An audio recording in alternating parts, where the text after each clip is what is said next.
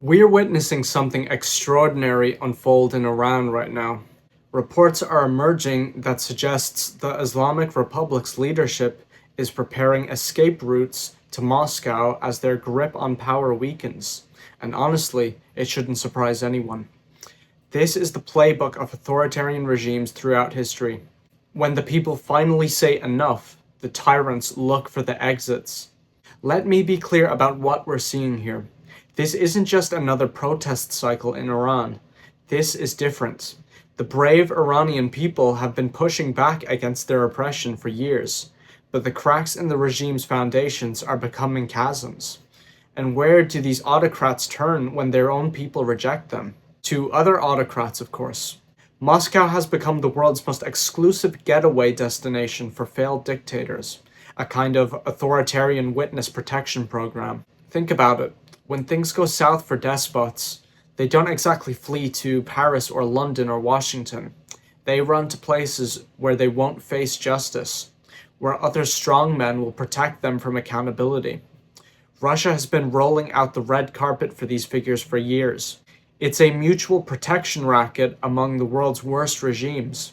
The potential flight of Iranian leadership to Moscow tells us everything we need to know about the axis forming between authoritarian powers. Iran, Russia, and China have been growing closer, not because of shared ideology or genuine friendship, but because they all fear the same thing: free people making free choices. They've watched the spread of democracy and liberal values with increasing alarm. For over 4 decades, Iranians have lived under a regime that has systematically denied them the freedoms that should be every person's birthright. The Islamic Republic has imprisoned, tortured, and killed its own citizens for the crime of wanting to live freely. Women have been beaten and killed for how they wear their hair. Young people have been shot in the streets for demanding a voice in their own government. Journalists, activists, and ordinary citizens have disappeared into the regime's dungeons. And yet, the Iranian people haven't given up. They've protested, they've organized, and they've risked everything to demand better. The courage of Iranian women in particular has inspired the world. Remember Mahsa Amini? Her death in custody for allegedly wearing her hijab improperly sparked a movement that the regime, despite its brutality, hasn't been able to fully suppress. This is what terrifies the Ayatollahs. They can see the writing on the wall. You can't govern indefinitely by force alone, especially not in the modern age when information flows across borders and people can see how others live in free societies. The Iranian people know they deserve better, and they're not going to stop demanding it. Now, here's where this gets even more concerning from a Western perspective. Iran's potential collapse and its leadership's flight to Russia isn't happening in isolation. It's part of a larger reconfiguration of global power, and China is playing a major role. Beijing has been carefully cultivating relationships with both Moscow and Tehran. Why? Because China sees these partnerships as crucial to its own ambitions.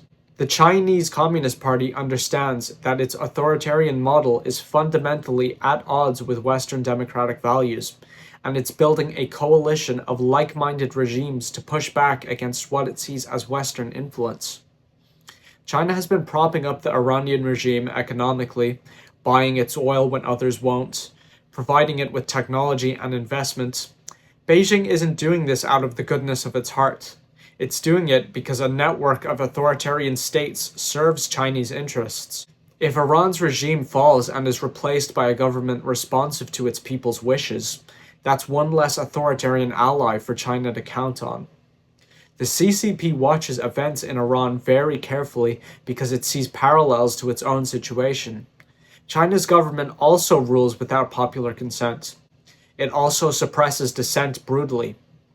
It also fears what would happen if its people truly demanded accountability. When the Iranian regime trembles, tremors are felt in Beijing too. The potential collapse of Iran's regime represents both an opportunity and a challenge for the Western world order. On one hand, a free Iran would be transformative for the Middle East. Imagine Iran, a nation of 85 million people with a rich cultural heritage and enormous potential, joining the community of democratic nations. The regional dynamics would shift dramatically. But we can't be naive about the transition period. Regime change is messy. There will be chaos, competing factions, and a very real possibility that the other authoritarian actors, namely Russia and China, will work to ensure that whatever replaces the Islamic Republic is still friendly to their interests. This is where Western resolve matters. We need to stand firmly with the Iranian people without trying to dictate their future. Support for civil society, clear messaging about democratic values, and preparation to assist a transitional government. These are all crucial, but we also need to recognize that the Iranian people will chart their own course. Our role is to support and not to control.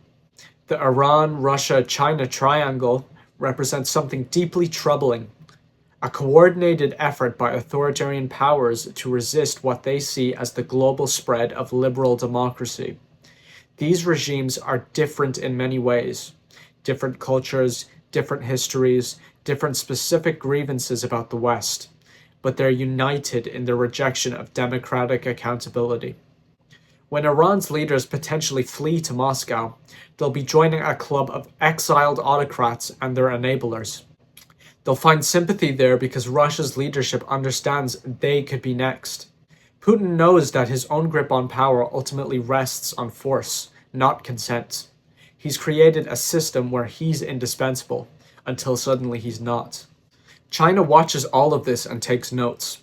The CCP has been studying how to make authoritarianism sustainable in the modern era, how to use technology for surveillance and control, how to present economic growth as a substitute for political freedom. But they've also watched authoritarian regimes from the Soviet Union to various Middle Eastern dictatorships ultimately fall. The lesson they draw isn't that authoritarianism is doomed, it's that they need to be smarter about it, more sophisticated in their suppression. The potential fall of Iran's regime should give us hope, not despair.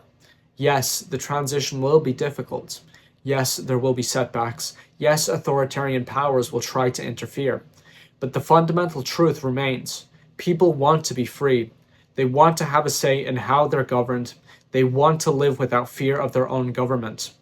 The Iranian people's struggle is part of a larger global contest between two visions of how societies should be organized. One vision sees government as the servant of the people, accountable to them, limited in its powers. The other sees government as the master, demanding obedience, crushing dissent. We in the West sometimes take our freedoms for granted. We forget how precious they are because we've had them for so long. But watching the courage of Iranian protesters or Chinese citizens holding up blank papers, or watching Russian anti-war demonstrators getting arrested, these remind us what's at stake. If Iran's regime rulers do flee to Moscow, it will mark another chapter in history in the long story of authoritarianism's failures. It will show, once again, that you can't govern indefinitely against the will of your people. It will demonstrate that force and fear have limits. But it will also remind us that the contest between freedom and tyranny isn't over. Russia and China will continue supporting authoritarian allies because their own survival depends on it. They'll continue trying to present their model as viable, as an alternative to messy democracy. Our job is to prove them wrong, not through force or coercion, but by supporting those fighting for freedom, by strengthening our own democratic institutions, and by showing that free societies, for all their flaws, are still the best way for human beings to live together. The Iranian people deserve our support and admiration. Their struggle is our struggle, and when the regime finally falls, and it will fall, we should be ready to help them build something better, not to impose our vision, but to support theirs. Because at the end of the day, that's what democracy means. People choosing their own path, free from tyranny, accountable only to each other. The twilight of Iran's regime is approaching. The question is what dawn will follow.